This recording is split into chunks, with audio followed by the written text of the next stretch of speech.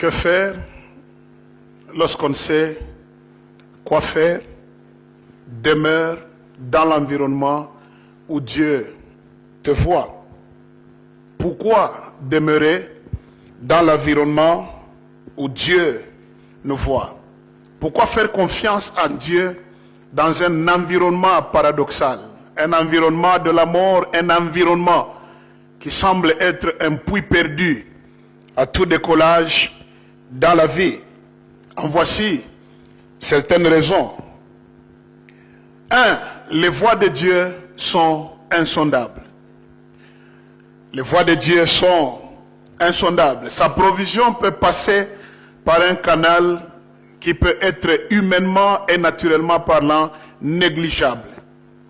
Ne fuis pas ton milieu parce que les voies de Dieu sont insondables. Deuxième raison pour laquelle nous devons demeurer dans notre environnement, c'est parce que Dieu cache toujours le surnaturel dans une enveloppe normale ou une enveloppe qui est naturelle.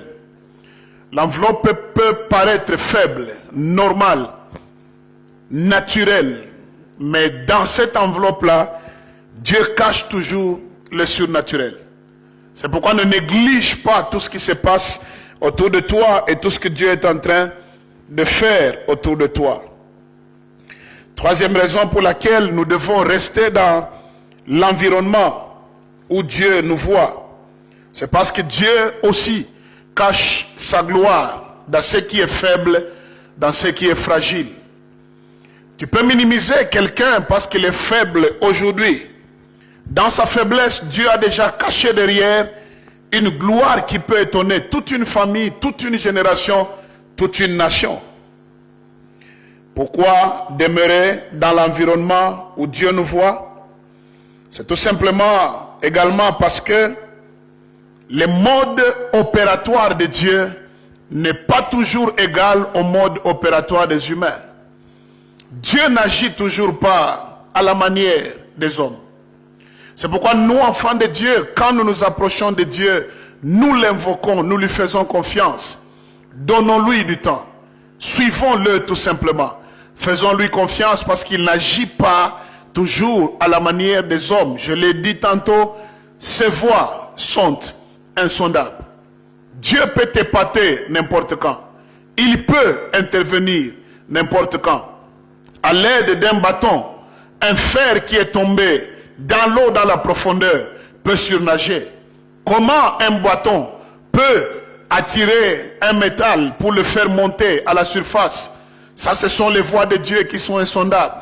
Si c'était un aimant qu'Élisée avait dans sa main, on croirait, et même ses contemporains croiraient facilement que ce qui était perdu pouvait être trouvé.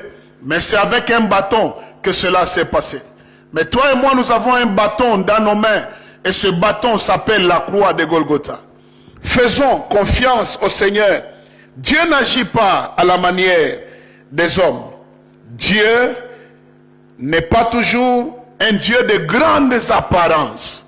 S'il veut opérer, il passe toujours par des secousses, par le feu, par quoi? C'est un Dieu qui passe également par des apparences qui sont faibles et négligeables. Dieu, la dernière raison pour laquelle tu dois demeurer dans ton environnement, c'est que le Dieu que tu adores et que j'adore, il est le Dieu qui cache les boulangeries et poissonneries invisibles dans un désert.